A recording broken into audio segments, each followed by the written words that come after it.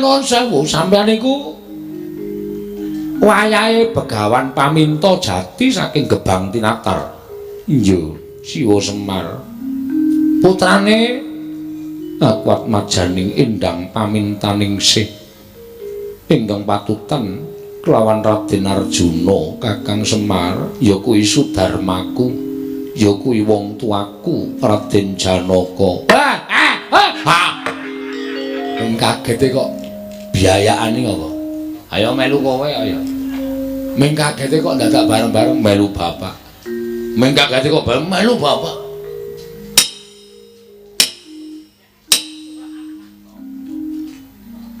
Nganggo akeh elen otak.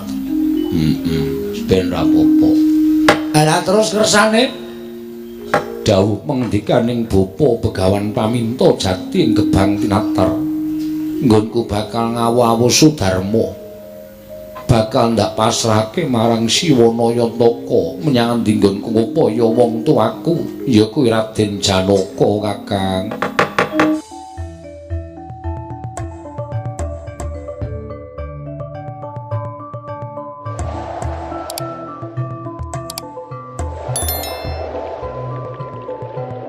Tanganipun kula kesupen namung kula nampi nawala saking Nyai Prabu Puntadewa. Lho. Nyai Prabu Kresna nampa nawala saka Nyai Prabu Puntadewa. Kasinggihan mekaten. Isine nawala piye? Kula nuwun sewu. Mestinipun sak boten-botenipun dinten sak mangke menika kula sampun sowan wonten negari Ngamarta parandene krana saking jibek raos sing manehipun ingkang rayi tumunten dereng kelampan jengkar sowan dhateng Garing Amarta. Wondene so owanipun caraka ngaturaken nawala menika kala wau saestu kula tampi tumunten kula surasa wonten lebeting nawala menika kala wau Yai Prabu Darmakusuma masrahaken perkawis Tunggarana menika dhateng ingkang rayi Ndarawati krana santer pawarta ingkang sampun pumebar bilih bumi Tunggarana sak mangke menika kinadurbatan inggih menika anak kula Pringgondani Gatotkaca kelawan anak kula pun Setija Boma Narakasura. Ngemuti bilih menika kulit daging kula piyambak. Setija menika atmaja kula, Gatotkaca menika keponakanipun ingkang rayi Ndarawati. Mila kados pun janggen kula badhe ngrampungaken perkawis menika sampun sinengga kula menika setunggiling tiyang sepuh ingkang banci ndemban siladan.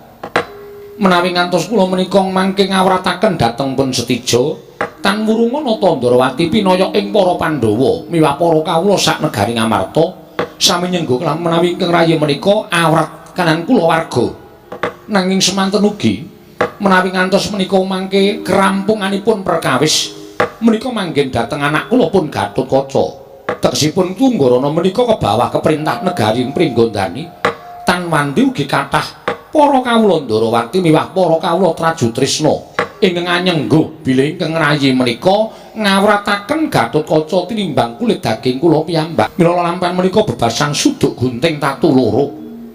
Ingkang rayi tumunten ngempakaken sangganing para sepuh. Malah sak mangke pasang yogya katujuh nginu dene Paduka Kanjeng Kaka Prabu Rawuh wonten negari Ndarawati. Mboten ketang seklimah monggo laturi ngenteng-ngentengi dhateng perkawisipun ingkang rayi Ndarawati menika Kaka Prabu jagat Dewa Bathara jagat Pangestungkara. Sing ati-ati, aja nganti keseluruh dalan sing kleru, aja nganti kejeglong lakune Nyai Prabu Kresna sabab yen to nganti warsa ideping tekad nggonmu ngrampungi perkarane bumi Tunggarana. Kuwi mengko iso tak sebutake kriwikan dadi grojogan geguyon dadi tangisan. Tan wurunga merangi tatalan desan dengkul ingkang mleset bakal kena marang kulit daginge dhewe. Kasinggihan mekaten lan kowe tak kandhani Yai. Sejatinipun Kakang Prapta ning Projeng Ndarawati iki pancen bakal nanjake marang pawarta ing wis bina tombok bakul sinambi wara. Nganti tekan talinganing pun Kakang yen to dina samengko iki ana hawa panas ingkang tumanduk marang Sentana Trajutrisna lan Sentana Pringgondani. Babakan bumi Tunggarana ingkang padha pengkuh sarta duwe penemu yen to bumi Tunggarana kuwi kebawah keperintah negara Trajutrisna lan uga kebawah keperintah negara ing Pringgondani. Mula aja nganti dadi pasulayan antaraning Atmaja Mustija Bama Narakasura sartane Gatotkaca perkara iki kudu dirampungi kanthi adil sabab Siadi disuwun dening Kyai Prabu Darmakusuma ngenggonana Nalindra ingkang duwe watak titi tegese titi ing samubarang lir aja gampang kegawa marang ombyak ing kahanan aja gampang kegawa marang kabar sing ora nyata wekasan Siadi mutusake perkara iki kanthi Siadi ngebotake salah sawijining putramu ing antaraning Stijoran Gatotkaca inggih ing ngangka loro kudu nglunggana tembung titis ing pangandikan yen wis mbok petung kanthi petunganing sengganep lan mbok gelar sarta mbok gulung tumuli dawuhna kanthi pengati-ati sabab yen to ora nganti ngati-ati nggone Siadi paring dawuh ngrampungi perkara Tunggarana kaya ngarep tak kandhakake kriwikan dadi grojogan geguyon dadi tangisan Siadi lan pun Kakang bakal weruh muncrat ing marus sing metu saka dadaning kulit daging awake dhewe lajeng kula kedah kados pundi Koko Prabu lha iki saiki manut karo Yai Kresna yen tumrapun Kakang upama Siadi selak marang kewajiban ing wis diaturake dening Yai Prabu Puntadewa sinengga Yai Prabu Ndrawati kesuwijining ratu ingkang ora tanggung jawab nanging yen to Siadi tetep bakal netepi kewajiban ngrampunge bumi Tunggarana saka penemunipun Kakang rembug iki digawa ana ing parapatan gedhe tegese akeh para nalindra akeh para satriya yen perlu brahmana dadi seksi rampunganing kikis Tunggarana iki inggih Koko Prabu mekaten nun sewu Rama menawi saking pamayoginipun ingkang putra pun Samba menapa boten langkung prayogi Kakang Mas Tijo tuwin kadang kula pun Nyai Gatotkaca dipun kanthi pirembagan supados sakmangke saged terang terwaca perkawisipun bumi Tunggarana krana menika perkawis Trajutrisna miwah Pringgondani menawi ngantos Nalindra ing Trajutrisna tuwin Nalindra ing Pringgondani menika mangke boten kakanthi pirembagan ing lerekipun tumuju wonten bedamen tuwin kerampunganing perkawis doh nyono cerak nyono sami mestani menawi paduka Kanjeng Rama Prabu menika boten gadahi pemanggih namung anut dhateng pemanggihipun Nalindra sanes ingkang menika kala wau kinten kula dereng kantenan resipun Rama Prabu Setyaki wonten imbalan Mara Dimas ngenteng-enteng ana penggalingipun Kakang nggih mboten nampi arep barba pisang dhateng aturipun Anggir Samba nanging tumrap ingkang rayipun Setyaki kula sanget mathuk tuwin gathuk menawi Anggir Setijo miwah Anggir Gatotkaca menika nggih kakanthi wonten ing pirembagan ageng wonten ing parapatan ageng ngrawuhaken para sepuh ngrawuhaken para brahmana ingkang saestu ngertos dhateng sejarahipun bumi Tunggarana supados sakmangke boten wonten seling surup antawisipun Nalindra ing Trajutrisna miwah Nalindra ing Pringgondani jernyatanipun tasih putra paduka sedaya Kakang Pati Udawa piye munggo perkara iki ngelingi babagan Tunggarana lho sinuwun sintenipun dipun tunggangana menika sinten bumi Tunggarana kok tunggangana iki iya pangapunten ladi makler menika kala wau anggenipun dangu menika perkawis bumi Tunggarana merga sinuwun Ndrawati ya Ratu Gustimu pinasran dening para Pandhawa semana ngrampungake perkara bumi Tunggarana ingkang dadi rebutan antaraning Stija anakmu Bama Narakasura lan Gatotkaca ing Pringgondani aja nganti dadi bentak sirah antaraning Nalindra loro mau piye carane supaya kabeh mau tinemu padha trimane lan Tunggarana ora dadi rebutan antaraning Trajutrisna lan Pringgondani menawi ndaraturipun ingkang abdi ing kepatihan ing Widara Kandhang sinuwun dinten samangke parapatan menika dipun wontenaken wonten negari Ngamarta lan sedaya para sepuh sedaya para Nalindra ing mangertos dhateng sejarah babagan bumi Tunggarana inggih kikis Tunggarana menika dipun rawuhaken supados sakmangke saged nyariosaken lelampahan ingkang saknyatanipun babagan bumi Tunggarana kula kinten menawi paduka menika kapenggalih piyambak mboten wonten margi ingkang langkung sae kejawi namung ngawontenaken parapatan lan menawi paduka penggalih piyambak mboten wonten badhe wonten kerampunganipun diweji menika tumrap ingkang abdipun Patih Udawa sinuwun Samba wonten timbalan ngadhau apa ingkang dadi aturira persasat kaya dene obor ingkang bakal paring pepadhang tumrap penggalingipun Rama banget pun Rama ngaturake panuwun ingkang tanpa pepindhan ora nyono-nyono jebul Atmajaku kulup samba ingkang darbi penemu ingkang saknyata bakal ana pepadhang tumraping negara ing Praja Tresna lan Pringgondani. Iki keparipun Maduka Kanjeng Rama Prabu kados pundi? Gandeng sira ingkang bisa ngaturake tumulus dina iki sira ingsun utus kalawan kadangku Yayi Dimas Setyaki sira sakloro lumarapo marang negara Praja Tresna lan Pringgondani. Supaya Atmajaku Setija katimbalan sowan marang Praja Ngamarta semono uga Setyaki wonten timbalan sowan marang negaring Pringgondani Atmajaku Gatotkaca aturana supaya sowan marang Praja Ngamarta bakal diajab rembugan kawan para sepuh babakan bumi Tunggarana lan jroning sira lumaku ana ing nedra Praja Tresna talitinen mubah musi ing para prajurit Praja Tresna sabab Samba wonten timbalan pun Rama rada kuwatir marang Nayaka lan Punggawa Praja Tresna ingkang racak-racak wujud buta ingkang satemene duwe watak betah buteng aniaya. Yen to mubal-babal kanepsa ning para yaksa satemah nindakake pakarti ingkang ora sak mestine. Samba elikna matur yen to sira minangka dadi pengawak Ratu Ndarawati ingkang wajib nengahi perkara Tunggarana Setyaki wonten timbalan. Semono uga Wadyabala Pringgondani ingkang racak-racak wujud yaksa yen to bakal tumindak kang ora prayoga tumraping negara utawa ing bumi Tunggarana elingna ya Dimas nggih ngestaken dawuh. Lajeng pangantipun ingkang putra pun Samba benjang menapa Rama Prabu semandrigi ngerahipun Setyaki bidalipun benjang menapa ora ketang sambung baraca lintang padha budal dina samengko.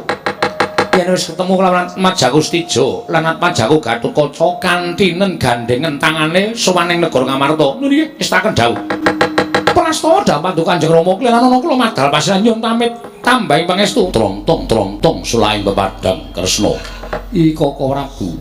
Mugi-mugi samangke saged dados sarana padhangipun lampahan praja ing Praja Tresna miwah Pringgondani sami ngrebataken bumi Tunggarana. Lah mongko kawit biyen miturut sejarah ingkang tak tampa bumi Tunggarana kuwi bumi nalika semana lenggah sing minangka dadi adipati ki ora kleru Prabu Kala Pustaka kuwi andaning Prabu Trembuku kuwi ya kuwi Nayaka negara ing Pringgondani padha-padha swita dadi siswaning Prabu Pandhu Dewayana wiwit Sang Prabu Kala Pustaka kanthi tekan sprene ora ana lelakon ingkang kaya mengkene lah bareng saiki kok malah dadi geger ora karo-karuan.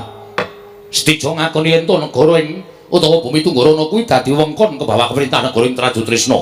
Semono uga Gatotkaca uga ngakoni yen to Tunggarana kuwi kebawa keperintah negara ing Pringgondani. Janjane perkarane apa? Kaka Prabu.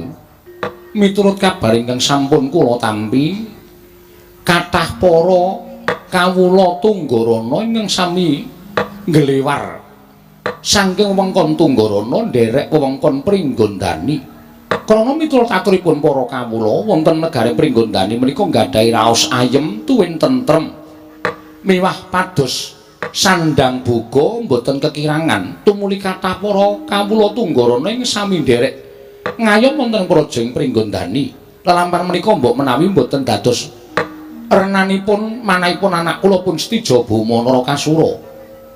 Anggenipun kepengin sanget ugi saperangan kawula Tunggarana nderek dhateng wengkon ing Praja Tresna. Nanging nyatanipun namung sekedhik ingkang tumut dhateng Praja Tresna. Kathah-kathahipun malah langkung kathah matikel-tikel ingkang sami nderek dhateng wonten Pringgondani. Lelampahan kados mekaten menika mbok menawi wonten ingkang ngurup-urup wekasan andadosaken mletik manahipun anak kula pun Setija Bama Narakasura. Tumunten kepengin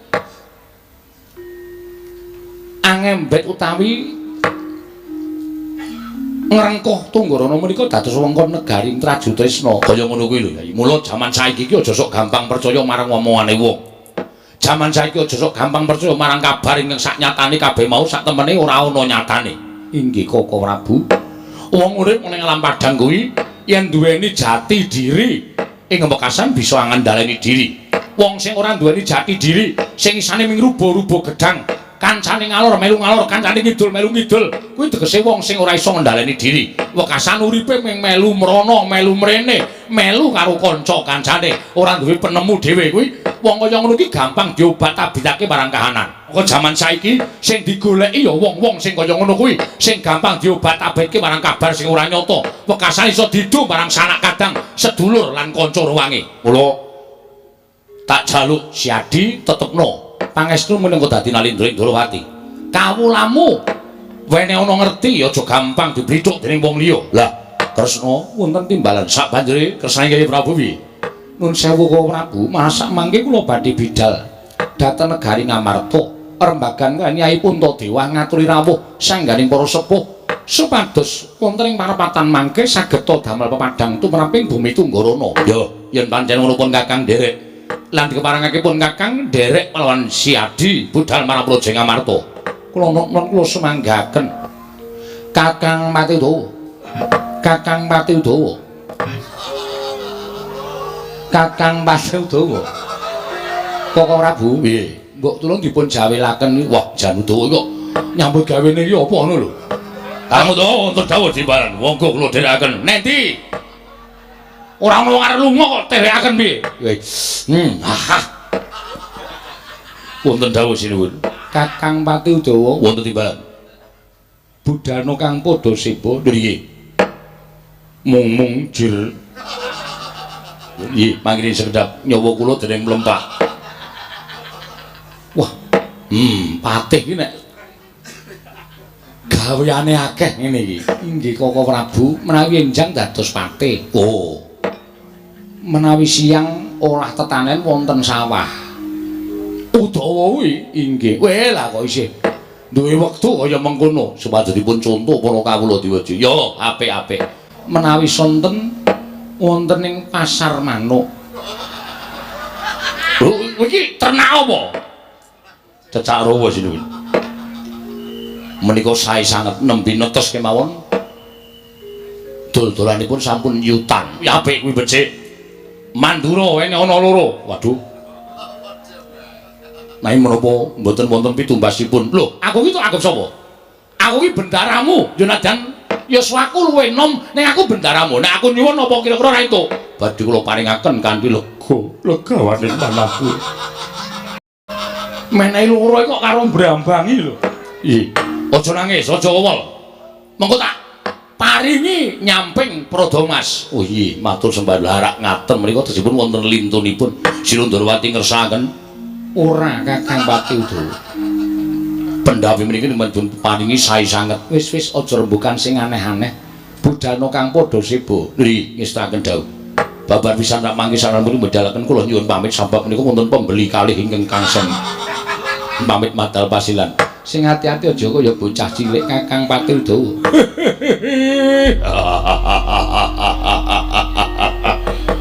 Wonten dawuh kasinuwun. Panjenengan ngawi sanggihanipun para prajurit ingkang dipun caketaken namung sawanipun Patih Prakuta. Enten apa lho? Kula nyadong dawuh medal Jawi ngawi ngabdipun Patih Prakuta lho. Mboten kepareng-paring pangandikan kok malah lajeng mekaten pasuryanipun. Kula nyadong dawuh. Gusti aku tak takon karo kowe jane wangsul ngopi takonku iki. Iki wis tak ndem pirang-pirang taun. Wiwit aku dadi ratu. Petungaku kok sarwa mrucut. Wah, mboten kenceng niku. Aja sembrono sik kowe tak kandhani. Nggih. Wangune lho, wangun-wangune. Nggih, wangune pripun? Aku iki sapa? Lho, jenenge apa? Karo jenenge dhewe kok lali. Aku kuwi sapa? Lampu.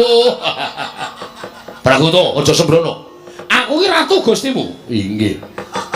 Nata Mantura Prabu Baladewa ki mung siji aku. Aku ratu Gustimu. Inggih. Kowe pangkatmu apa? Patih. Patih ngendi? Patih Mandura. Tegese kowe nomor pira? 1 2 3 4 5. Wong nomor loro, wong nomor kalih. patih iki wakiling ratu. Kowe iso ora njunjung derajate Baladewa. Lho, kowe iso ora njunjung derajate Baladewa. Saged mawon mestinipun dados kewajiban kula. Lho nek saged njunjung dhateng derajatipun Sinuwun Prabu Mandura jer panjenengan menika sembahan kula. Ning lagak lagu lageanmu kuwi mirang-mirangke aku tak kandhani. Lho sebabipun kowe mirang-mirangke Baladewa. Aku tak takon, iki ning negarane sapa? Negari Ndarawati. Negarane sapa? Negaranipun ingkang rayi Prabu Sri Bathara Kresna. Iki negara Mandura dudu sanes. Mesine kowe wong Mandura tekan negarane wong liya iki nganggo tata krama unggah-ungguh. Ora sak penakmu dhewe. Kowe nek di papan gumuyu latah-latah nganti dirasani para kawula. Patih Mandura kae patih ora ngerti tata krama, ora ngerti unggah-ungguh. Bagus to? Lho. Kowe jane iso meneng ora to? Saged. Coba nek ora guyu piye? Mboten saged. Lha nek guyu ngeten iki. Niki pun dadi watak kula. Jarine bapak kula arep simbok kula mbiyen, kula lair cenger niku pun guyu. Mboten nangis. Raguta, wonten dawuh. Mbok coba tak jak rembugan rasa guyu. Nggih, nek ketrucut ampun duka lho. Ketrucut aja nesu piye? Nek ketrucut kula guyu ampun duka. Ya, kowe tak kandhani. Apa perlune Baladewa sowan negara Ndarawati? Mboten ngertos. Nah, ngono kuwi penak. Nggih. Kowe tak kandhani. Yen to dina iki eneng perkara. Perkara Traju Tresna karo Pringgondani. Lho. Rasa. Nggih. Rasa guyu. Ajeng. Pun ajeng. Diampat. Nggih. Apa to sababe kok Pringgondani karo Traju Tresna arep padha gejegan? Lah sebabipun menapa? Rebutan bumi Tunggarana. Rebutan bumi Tunggarana.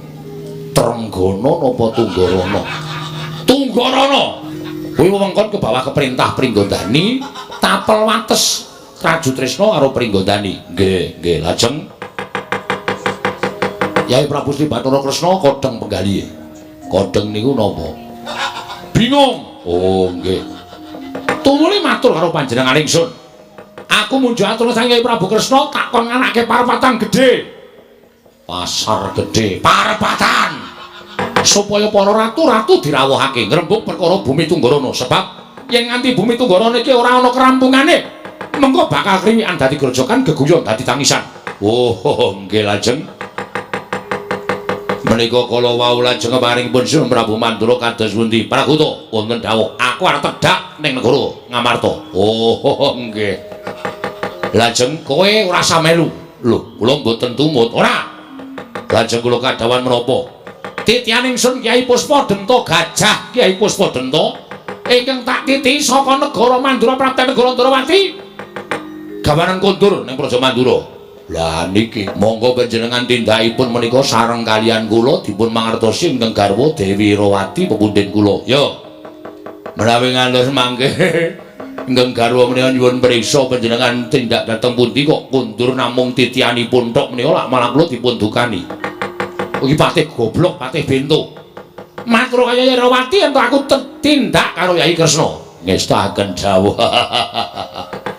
Ngono wae. Nggih. Lajeng menawi kula dipun dangu kunduripun Sinuwun Mandura, bali ku wis namung perkara Traju Tresna Pringgondani aku bali. Oh. Panjenengan nek ngendika kok cepet banget menika. Mboten ajrih menawi ketrikel menapa kesingsal. Aku dudu kowe dudu aku. Watake Baladewa kaya ngene, watake Praguta dhewe. Ha, ngaten kula bebas tertawa. Hus. Lah watake dhewe-dhewe kok dipenging pripun? Wis kowe bali yo. Kowe bali yo. Oh nggih. Kyai Puspadenta digawa. Nggih, ngestaken dawuh sinuwun. Namung sembah kula ingkang ndherekaken jengkar paduka Gusti kula Sinuwun Prabu Mandura. Ya, Praguta. Titip negara Mandura reksanen sawetara wektu. Inggih, ngestaken dawuh Kyai Kresna. Inggih, Koko Prabu. Ketingalipun maduka Kanjeng Koko Prabu ngunduraken titihan Kyai Puspadenta. Ya, pancen mengkono. Mundhak ngrepoti para abdi dalem negara Ndarawati. Sabab Kyai Puspadenta kuwi nadyan wujud Dwi Pangga. Nanging panggraitane tanpa beda kaya menungsa. Sabanjuripun Kakang nyadong dawuh timbalaning Kyai Prabu Ndarawati. Koko Prabu piye?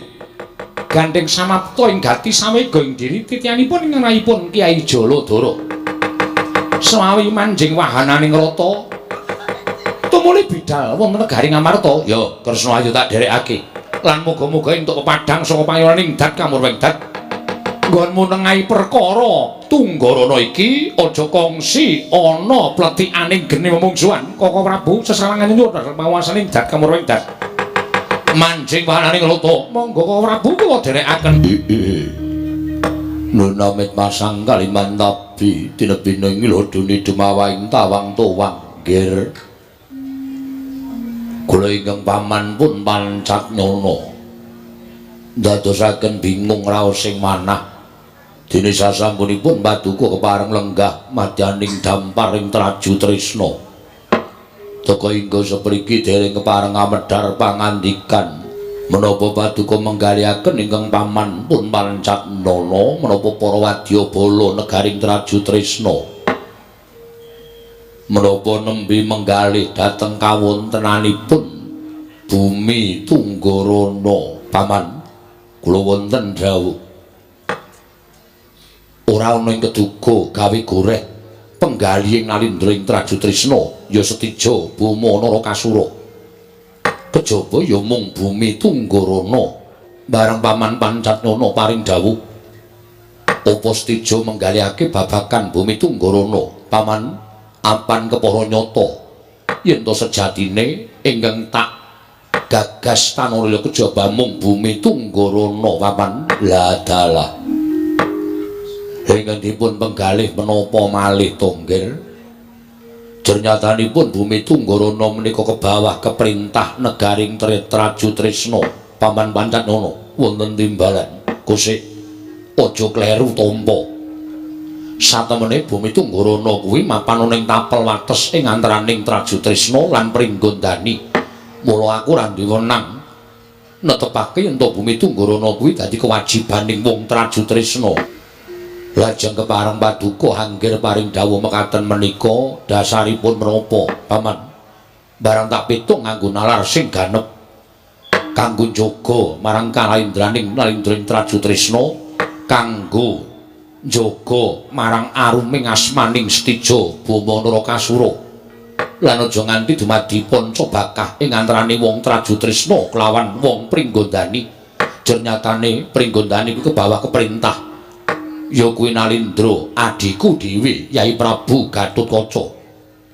Apa ora sarudina ing ngatasé traju tresna lan Pringgondani padha regejegan padha nganakake peperangan namung rembag babagan bumi Tunggarana. Mula paman lega legawaning penggaling Prabu Setija ora bakal melu-melu sarta ora bakal angucik marang kahanan bumi Tunggarana. Upama kawula Tunggarana kepengin melu marang Pringgondani aku ikhlas lahir lan batin nanging semono upama wong Tunggarana padha kepengin melu ngayo marang traju tresna tak kira Yai Gatotkaca uga bakal ngiklasake marang kahanan iki. Oh glentu nggih. Menawi panjenengan paring dawuh mekaten menika mangke badhe wonten pinten-pinten perkawis setunggal.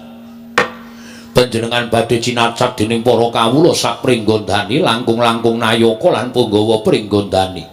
Sami nyebataken Doh Nyana Cerak Nyana Prabu Setija menika wong wadon pepinjungan ora wani nyabrang getih jirih getih wedi mati nalindra ingkang miris satemah marasa bakal nyumurupi muncrating marus. Negari utawi bumi Tunggarana menika kebawah keperintah negaring traju tresna. Mila menawi tiang-tiang Pringgondani menika badhe nyahak tuwin badhe nrajang wewaler ingkang sampun wonten kedahipun Paduka anak Prabu ing traju tresna menika saged angekahi Tunggarana wonten bebasan sedumuk bathuk senyari bumi nadyan namung sedumuk jembaring bathuk nadyan namung saknyari jembaring bumi kedah dipun totohi putaing getih yen perlu oncating nyawa yen pancen paman Pancatnyana darbi penemu yen to Tunggarana kuwi bawah keperintah negara ing traju tresna. Mula saiki matur marang Setija apa kekancingan ingkang wis paman ngerteni lan yen perlu paman bisa mbuktekake kekancingan kanggo netepake yen to Tunggarana kuwi kebawa keperintah negara ing Traju Trisna mboten wonten kekekancinganipun namung sampun run tumurun mewahi Tunggarana menika kebawa keperintah negaring Traju Trisna mula yen to Paman Pancatana ora iso ngaturake kekancingan kang mangkono Setija ora bisa netepake yen to Tunggarana kuwi kebawa keperintah negara ing Traju Trisna mula wis adil yen to rasaku kudu ikhlas rasaku kudu lomba atiku ora kena kaku yen to Tunggarana kuwi darbe ing Setija nanging perkara iki wajib bakal tak rembug kelawan kadiku Yayi Gatotkaca monggo kepiye kahanane Tunggarana lan kawulane kepiye apa arep melu pringgondani apa arep melu Traju Trisna kabeh mengko bakal katandha yen to wis ana rembugane antaraning Setija lan Gatotkaca menika mangkirak malah ndedawa wekdal to nggih kula nuwun sewu lho panjenengan boten ngertos lampanipun prajurit pringgondani monggo kula aturi dangu ingkang abdi pun Adipati Yayah Griwa Yayah Griwa wonten dawuh kepiye mungguh sing mbok weruhi kahananing Tunggarana mboten nama kula badhe angojok-ojoki paduka salwangsul kula pinanggih kaliyan prajurit pringgondani ingkang sajakipun ngiwi-iwi dhateng tiang-tiang Traju Trisna dipun sengguh tiang Traju Trisna menika mboten wantun angekahi Tunggarana trima ngawon tuwin trima ngalah merga wedi karo wong pringgondani menekaten menika saben dinten kula sumerepi sejatosipun niating manah badhe jumangkah ing payudan kula menika damel srana supados boten dipun kias dening para-para tiyang pringgondani krana kula dereng nampi sabda tuwin dawuh paduka Gusti kula ingkang sinuwun Prabu Setija Bama Narakasura menawi kula sampun tampi dawuh menawi wonten tiyang pringgondani ingkang sajaipun ngece dhateng tiyang Traju Trisna tartemtu sampun kula tugel jangganipun diweji mboten nama kula menika ngelincipi carang papak mboten nama kula menika ngaturaken lampahan ingkang mboten leres namung nuwun sewu menawi paduka saged ikhlas babagan Tunggarana mbok inggih paduka anjagi dhateng kawibawan tuwin derajatipun nayaka Traju Trisna sampun ngantos lajengipun idak-idak dhateng pakartinipun tiang-tiang pringgondani nggih ora panglingan Cak Ugra ingkang sowan nggih kula ingkang ngabiyantara sinuwun eneng apa mlayu-mlayu tanpa tinimbalan ngabiyantara ning ngarsaning ingsun munggah ning Datulaya sewu-sewu kalepatanipun ingkang ngabdian Cak Ugra mugi pareng wanglubirna sesamudra pangaksami mboten kanthi kanyana-nyana nalika kula jejagi wonten tapel wates negaring Traju Trisna wonten ing ereng-erenging bumi Tunggarana kula mangertos lampahipun prajurit ingkang arantak-arantak kathah sanget ku malebet gendera runtek umbul-umbul kekiter hangendanu Yayah Imanda ing wangsa Labuh sareng kula tiling-tilingaken paningal kula jebul menika bandera saking negaring pringgondani sinuwun mugi andadosna ing kawuningan kula kinten sampun wonten niat nalindring pringgondani Prabu Gatotkaca anggenipun kepingin ngukup bumi ing Tunggarana sarana piyambakipun angintun mangewu-ewu wadyabala supados angejeki bumi ing Tunggarana menawi Gusti kula ingkang sinuwun Prabu Setija boten tumunten bidhalaken para wadyabala anandingi dhateng keparingipun ingkang rayi Prabu Gatotkaca samangke Traju Trisna badhe kecalan bumi Tunggarana aja kleru tampa sithik wayahku ora duwe sarta ora duweni bumi Tunggarana yen to pancen wadyabala pringgondani padha prapta ning Tunggarana aja pisan-pisan prajurit Traju Trisna wani palangi karepe wong pringgondani ning tak jaluk kanthi banget dina samengko Ancak Ugra kowe nemonana sapirangan prajurit pringgondani lan takonana karepe apa yen pancen karepe becik aja pisan-pisan ganggu karo wong pringgondani nah yen karepe pancen niate bakal ngejeki bumi Tunggarana kowe bali matur marang panjenengan ingsun Purbawasesa apa ingkang bakal tak lakoni kabeh ana lambe atining Setija aja pisan-pisan wani ganggu gedene kowe wani gawe peperangan kelawan wong pringgondani inggih ngestakaken dawuh takonana luwih dhisik yen pancen niate ngejeki Bumi Tunggurana baliya ning Trajutrisna matura marang panjenengan ingsun. Oh inggih ngestaken dawuh. Tarwaca dawuh paduka kula nyuwun pamit madhal pasilan sing ati-ati bocah cilik. Paman Pancatnana wonten menapa? Dene ketingalipun sajak kuwatir dhateng lampahipun Ancak Ugra. Mboten namung kuwatir nggih. Namung sampun melang-melang raos sing manah kula ninggal jejabang wonten tepining Balumbang. Tan wandhe paduka badhe kecalan Senopati. Lho, Senopati sapa paman? Ancak Ugra menika mangke badhe pejah rinanjab dening tiang-tiang Pringgondani. Krana kula ngertos pambeganipun tiang Pringgondani. Sugengipun anak Prabu Trajutrisna menika kula nuwun sewu dereng sepinterna menawi katanding gesangipun ingkang paman Pancatnyana. Mila kula langkung apal kalian tiang-tiang Pringgondani. Menika mangke menawi lajeng kula mboten ngawat-awati lampahipun Ancak Ugra. Tan wurunga kula lan panjenengan badhe kecalan prajurit pinilih inggih menika pun digya Ancak Ugra nggih paman Pancatnyana wonten timbalan.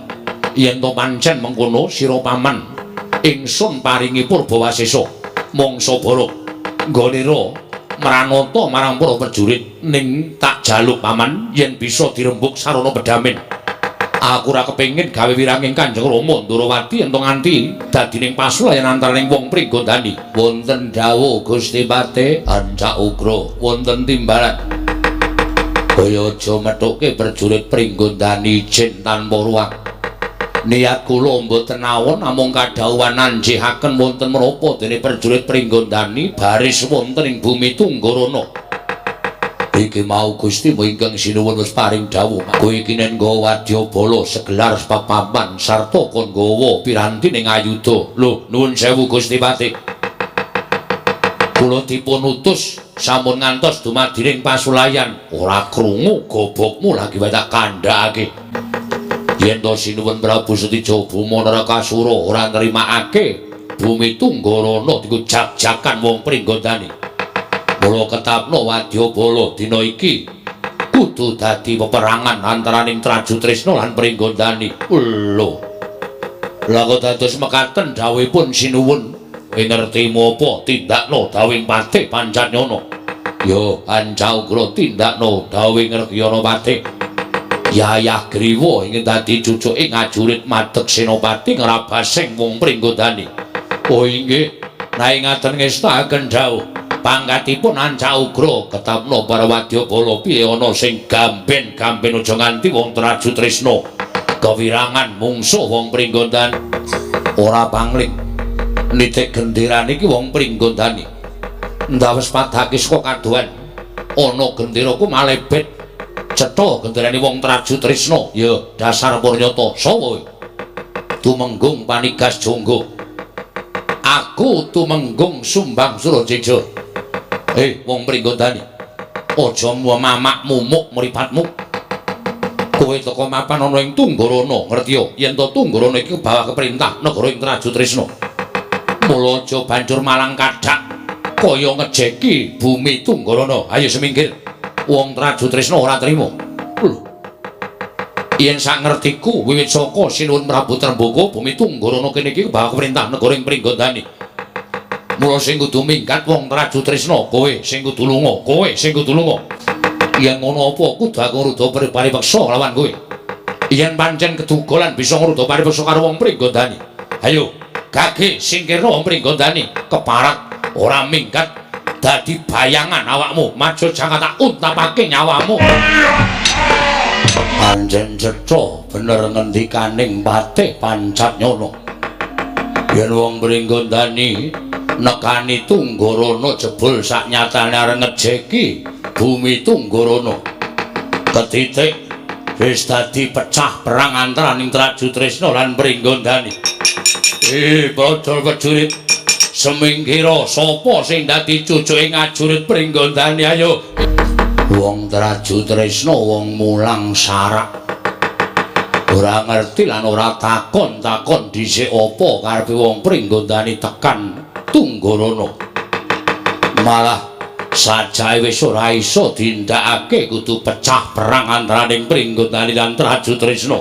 Lho sapa kae maju ning pabaratan ayo iki Patih Probakesa ora iso mulang karo anakmu mulang sarak bakal ngukup Tunggorana ayo kukupen Tunggorana gumlinding sirahe ancak ukra iki cakil Trajutresna iki cakil Pringgondani cakil mungsuh cakil butuh ambal mungsuh butuh ambal wah kakon kesedra manuk perancangan kau Pancawa dulu takarin cak pedagang berbatan sumur kelandamu kesedra kaya manuk cak ijo kesedra kaya manuk mrek sadar sampai yang berbatan krima tadi krima tadi apa aduh ngopo kira kok cocok drei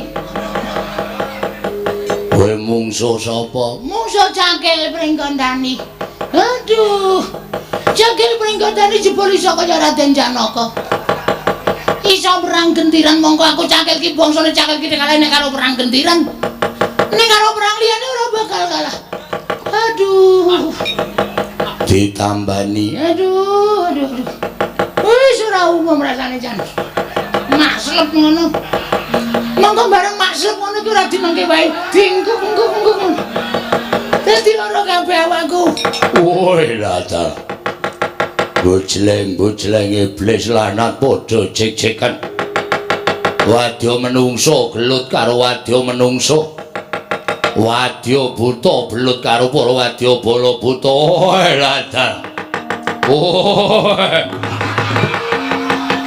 Leno pangendawak rimah Pringgondani yo duwe buta gundul barle cukur ayo mundur saka bumi Tunggorana kowe sing mundur gaglak limbau aglak sik akeh jebale gagah masih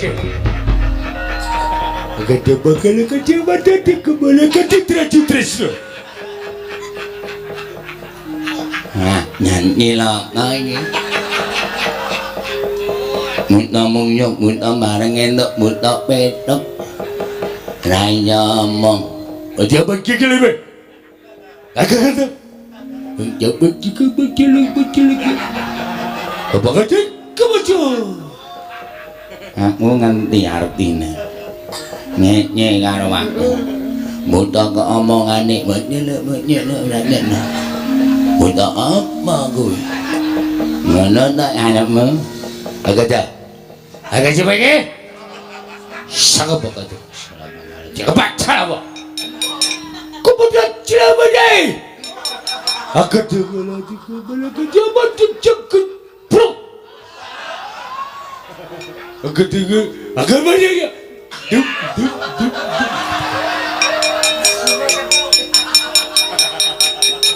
wong penang kok ngrembug mayang ngene agak bahagia kita agak bakal dapat selepas kita dapat kerja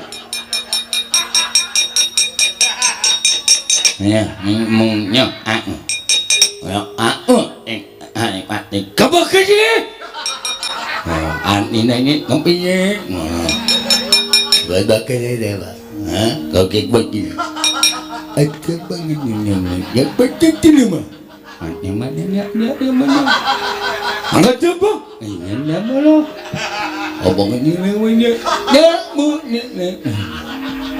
gumbak apa sah ngerti lagu hebatnya dah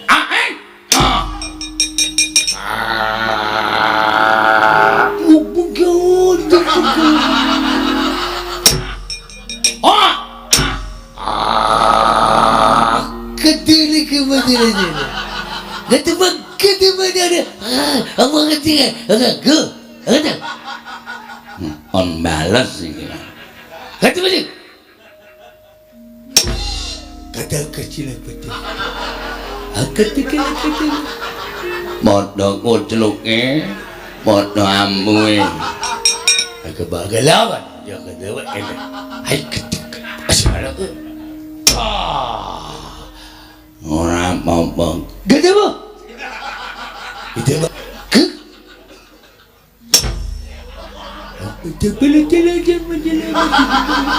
ini yang tuh lo perang ini Ana ing ana namanya nyama. Ya Pak kaca ya mana? Ya omaknya nyama ya omaknya. Aku tak boleh jadi. Bagaimana boleh? Sila betul jalan apa dah? Sila apa sila tu? Sila apa? Nah, kita lagi ke sini apa? Tak apa kiju. Tak boleh dia buat sila untuk buat sila buat dia tu. Sila apa? Ya.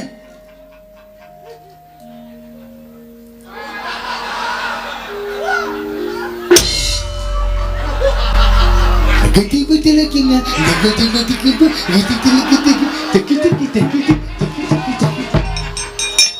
Wah, mati tenan. Kancaku Sirna Margalayu. Woi, lae, kanca maju bareng.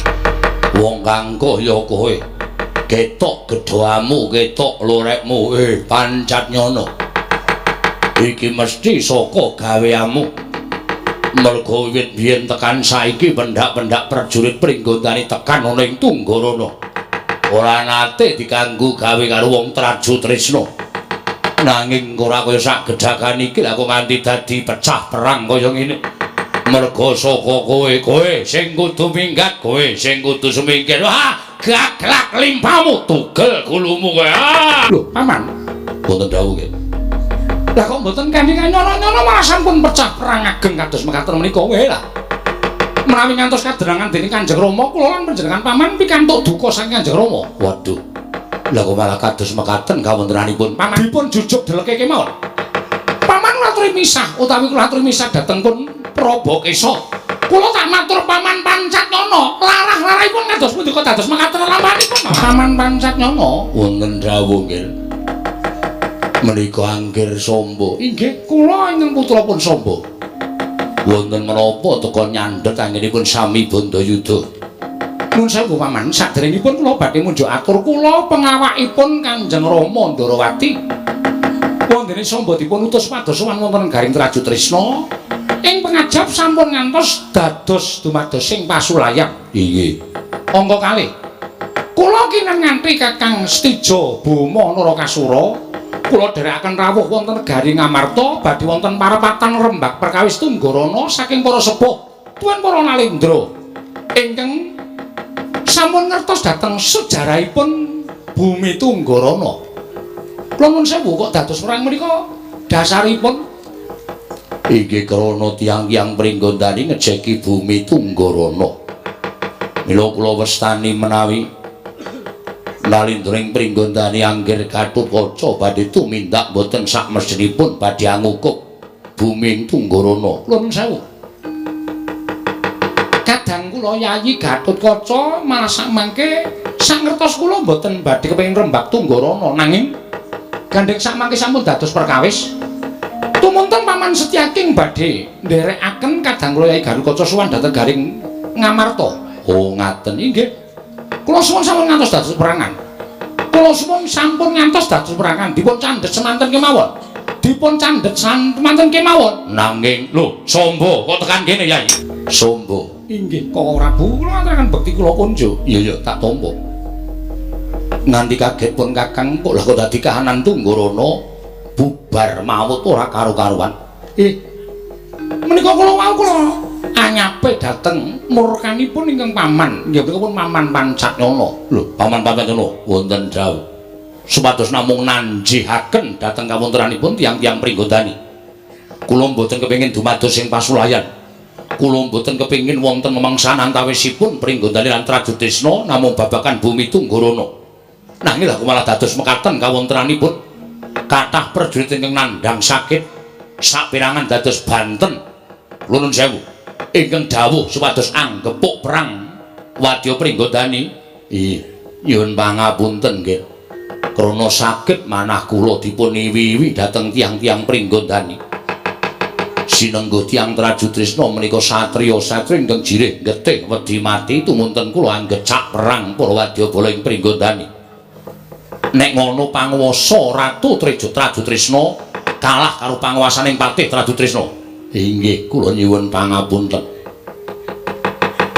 Kula sampun matur wungsal wangsul, sampun ngantos bebangri asmanipun Nalindring Traju Trisna. Inggih, nggih ngestaken dawuh. Sombo. Wonten timbalan Kakang Mas. Apa wigatine? Kanjeng Rama ngersakaken lelampahan menika dipun rembak.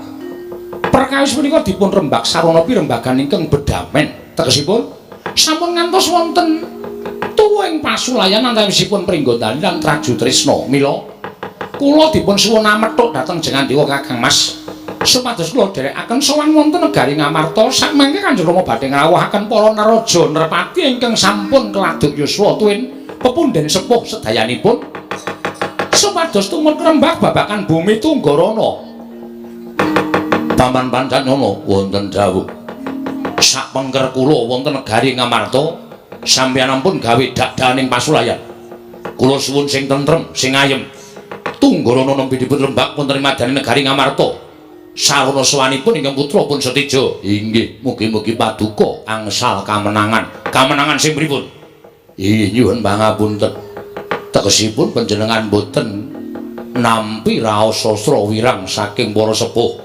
Nggih, angger Setija. Sombo Wonten timbalan Ngamas. Ayo. Tutnupun Kakang sowan marang Mrut sing Ngamarta. Monggo Kakang Mas kula dherekaken. Samangke Yayi Garukaca badhe kadherekaken Paman Setyaki. Ya. Kula nyuwun priksa, Den. Panjenengan menika sinten? Teka rawuh wonten ing Karang Kadempel. Nggih, Ndara. Panjenengan menika sinten? Teka rawuh wonten ing Karang Kadempel. Nuwun pangapunten, Gus.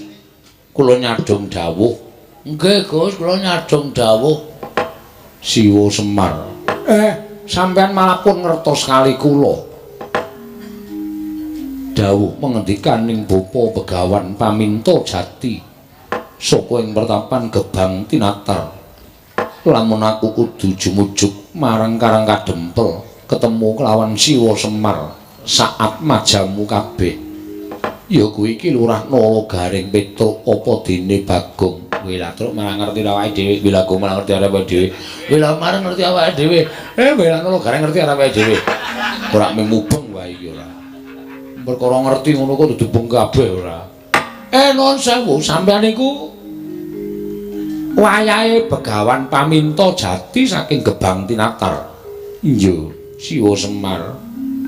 Putrane Akuat Majaning Endang Pamintaningsih ingkang patutan kelawan Raden Arjuna. Kakang Semar ya kuwi Sudarmaku, ya kuwi wong tuaku Raden Janaka. Ing kagete kok biayaane apa? Ayo melu kowe ayo. Ming kagete kok dadak bareng-bareng melu bapak. Ming kagete kok bareng melu bapak.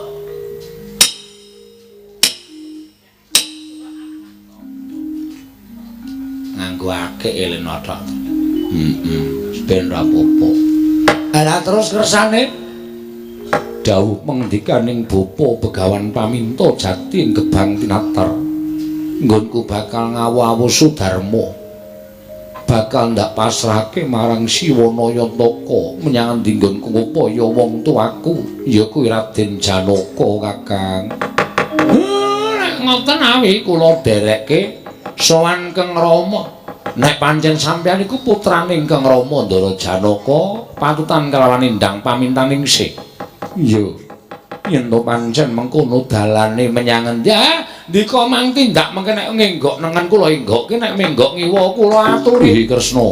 Kresna. Kula wonten maring dawuh Hyang Unadewa. inggih wonten timbalan. Baladewa wonten dawuh. Werkudara. Iya, Matsapati kakekku. Ingkang padha duwe kewajiban ngrampungi perkara wis padha praktek negara Ngamarta. Ya mung saiki gandeng akeh para sepuh kang padha anjenengi marata kaki saiki aku tak ndangu marang Putu Prabu Ndarawati. Monggo penemuning Putu Prabu piye? Nggih, kula nyuwun pangapunten Kanjeng Hyang. Kula namung nderek kersa paduka Kanjeng Hyang jernyatanipun. Sampun pinten kula menika mangke banci nggih banci ladan menawi kula punjuk atur krana Setija menika anak kula. Gatotkaca menika keponakan kula menika mboten sae kedadosanipun menawi kula punjuk atur kersa paduka Kanjeng Hyang. Purbawasisa wonten asta paduka Kanjeng Hyang Sri Bagindo Maharaja Prabu Maksumati. Werkudara. Nggih. Ora jeneng rupa-rupa gedhang. Nang aku ora duwe atur apa-apa. yen Kresna ora duwe atur apa-apa, Werkudara ya ora bakal duwe atur apa-apa. Monggo mundhak dikira aku mbelani karo anak, aku wegah diarani aku mbelani karo anak, dasare anakku wis gerang.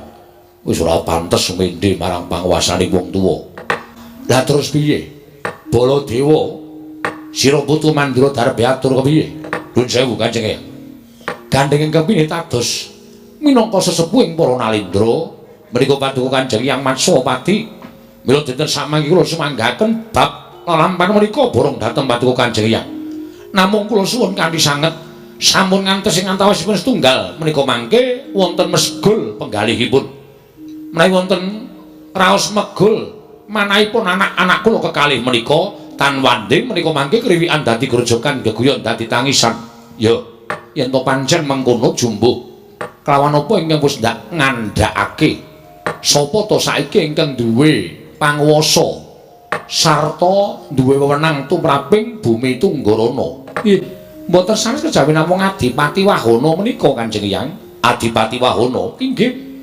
Adipati Wahana kuwi sapa?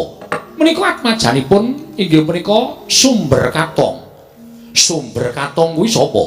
Sumber Katong menika rumiyin patihipun Prabu Kala Kahana.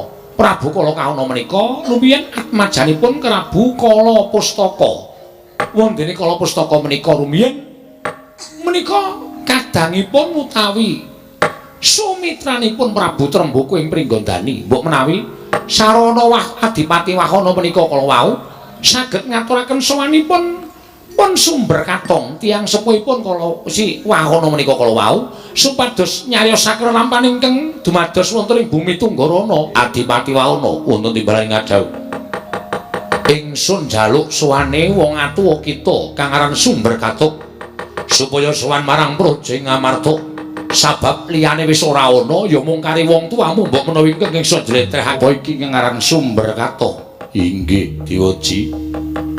Kula ing abdipun digya Sumber Katong. Sumber Katong wonten timbalan gandeng bumi Tunggarana dina samengko dadi regejegan antaraning negara Trajutrisna lan Pringgondani. Mula aja nganti kelakon tumibaning kurban merga saka padha rebutan bumi Tunggarana dina samengko mara gage jlentrehna ingkang saknyata.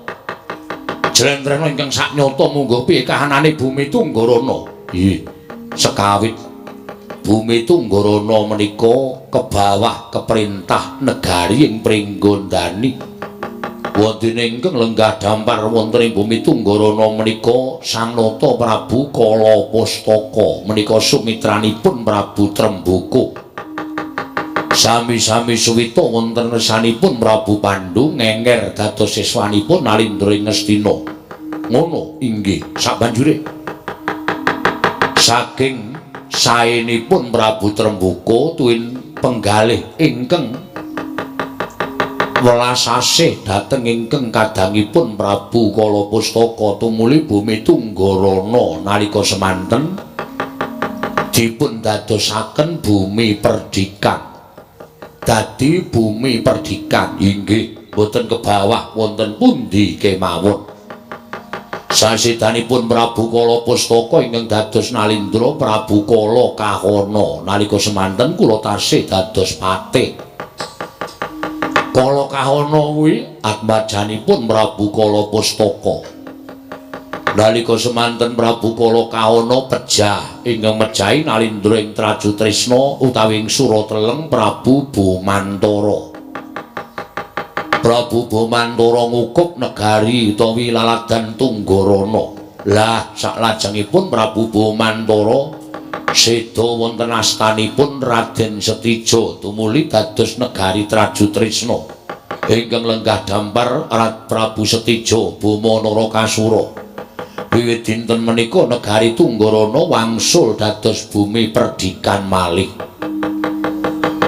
Ngantos saksedanipun Prabu Kala Ana dipun perjahi Prabu Bomantara kala wau negari utawi bumi Tunggarana dados bumi perdikan boten kebawah keperintah negari pundi kemawon dumugi sepriki menika lan ingkang nglenggani atmajanipun Prabu Kala Kauna inggih menika Gusti Kala Adipati Wahana menika diweji menggah mekaten lelampanipun Bumi Tunggarana atur mingkeng kaya mengkono mau apa ana bukti nyatane saora-orane tandha kekancingan wonten kula matur kados mekaten menika krana lelampan ingkang dumados wonten ing Bumi Tunggarana menika kaserat wonten ing Weda Pustaka Raja.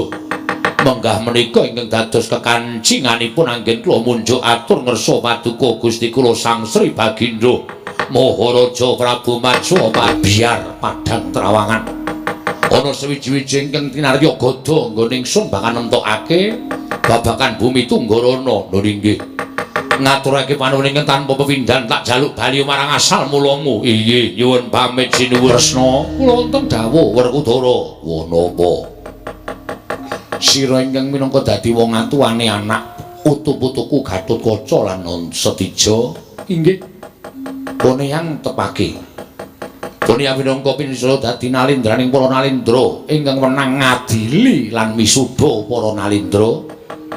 Ndak tetepake ndak jupuk saka lelakon ingkang sepisanan nalika Prabu Kala Pustaka kuwi dadi sumitraning Prabu Trembuka lan ingkang sekawit Tunggarana kebawah keperintah negara ing Pringgondani nalika peperintahaning Prabu Trembuka tumuli kaparingan kamardikan lan dadi bumi perdikan nanging ndak tetepake Tunggarana tak balekake kala mangsa kala biyen nalika Pringgondani diasta dening Prabu Trembuka kebawah keperintah negara ing Pringgondani Kresna inggih ngestaken dawuh ya aku mengkari manut bareng ingsun tepake lah kok putuku Setija klepat ninggal pasewakan tanpa pamit.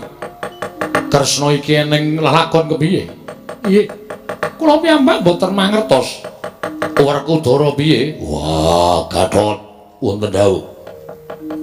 Cah ora tanggap kakangmu metu njaba kae tarenana karepe piye? Sendika Kanjeng Rama. Kakang Mas. Kersanipun Kakang Mas Setija kados pundi? Dene sasamunipun Kanjeng yang paring dawuh teka paduka tumuli minglar saking datul ya negari Ngamarta. Yai. Ora jeneng pun Kakang ngalap marang Bumi Tunggarana kuwi ora. Nanging gandeng pawiwahan mau dipidhangetake sarta dipirsani dening piyai ingkang akeh. Mula rasaku kok kaya ora kepenak. Si Adi Wisatriya pun Kakang Wisatriya mongko wis padha-padha madheg nalindra. Aja gampang marang pasrah marang panguwasaning wong tuwa. Ayo yen bisa perkara iki dirampungi dhewe kanthi cara kasatriyan